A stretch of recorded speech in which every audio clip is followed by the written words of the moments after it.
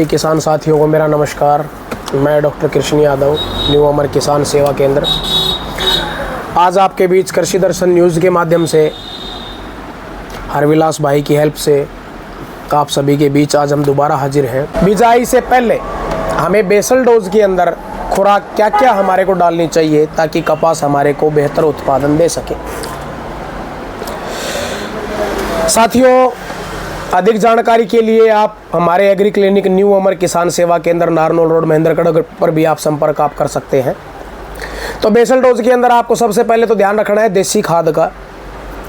देसी खाद कपास के अंदर डाला गया देसी खाद आपकी निश्चित तौर पर आपकी औसत को, आपकी पैदावार को बिल्कुल बढ़ाता है और आपका एक रूटीन के अंदर जो ग्रोथ आपकी जो फसल की आपकी चल रही है वो बहुत बढ़िया फसल आपकी रहती है।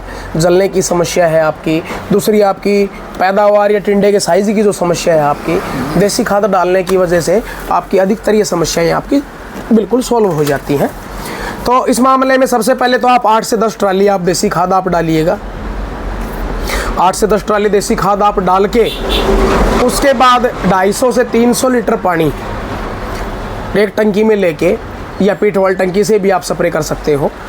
तो 250 लीटर पानी के अंदर आप एक स्टार्टर या वेस्ट डिकम्पोज़र, उसी के साथ में 1 किलो ट्राइकोडर्मा पाउडर, 10 से 15 लीटर आपका जीवामृत, तीनों चीज़ों को मिला के बढ़िया तरीके से और आप स्प्रे करके बिल्कुल साथ के साथ आप उसकी जुताई आप कर दीजिए। ये कार्रवाई आपको पलेवा करते ही करनी है ताकि जितनी भी आपकी जीवाणु कल्चर, जितनी भी जीवाणु खाद आपकी है वो सारी की सारी आपकी मिट्टी में आपकी मिल जाए और उसका पूरा रिजल्ट, पूरा परिणाम आपको मिल सके। नहीं तो अगर वो ऊपर पड़ी रहेगी आपकी धूप में तो धूप की वजह से उसके अंदर मोर्टेलिटी या उसके जीवाणु आपकी संख्या जो है वो काफ़ी कम आपकी हो जाएगी। तो वेस्ट डिकम्पोजर जो है आपका, वो जो जहाँ भी खाद आपकी अधपकी आपकी रहेगी उसको पकाने का भी काम करेगा। ट्राइकोडर्मा जो है आपकी, ट्राइकोडर्मा विरिडी, वो आपके जहाँ भी कोई फंगस वगैरह बढ़ने के चांसेस आपके रहेंगे उन चांसेस को ख़त्म कर देगा।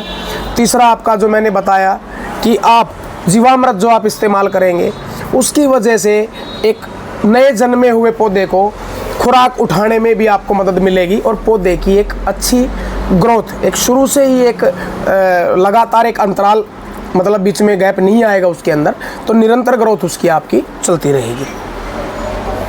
अब दूसरी बात आती है कि जी क्या सिर्फ हमें इतनी खाद रखनी है या कुछ बदलाव भी करना है इसके अंदर। तो साथियों, चाहे वो कोई भी फसल हो, खुराक को आप जितने टुकड़ों में विभाजित करके आप देंगे फसल को, उतना ही आपकी फसल को एक निरंतर तौर पे खुराक आपकी हासिल होगी। जिस प्रकार से आप 10 दिन का खाना पानी साथ नहीं खा सकते एक साथ, उसी प्रकार से यही हाल पौधे का भी है, यही हाल फसल का भी है। वो भी 10 दिन की खुराक या 10 दिन का पानी एक साथ नहीं उठा सकती, उसको भी एक निरंतर खुराक की आवश्यकता होती है। तो ये कार्रवाई करके आप उसके बाद दूसरा ऑप्शन आपके पास एक और आता है कि जी जीवामृत हम तैयार नहीं कर सकते या ट्राइकोडर्मा हम नहीं ला सकते, तो हमें क्या डालना चाहिए।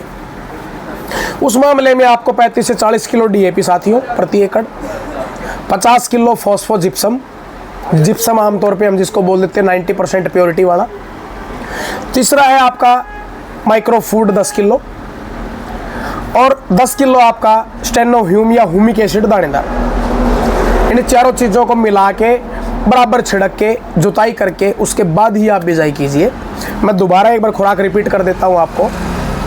35 से 40 किलो आपका DAP, 10 किलो आपका माइक्रो फूड, 50 किलो आपका फॉस्फोजिप्सम और 10 किलो ही आपका ग्रेनुलर दानेदार ह्यूमिक एसिड। इन सभी को मिला के आप बराबर छिड़क के जुताई करके आप बिजाई कीजिएगा।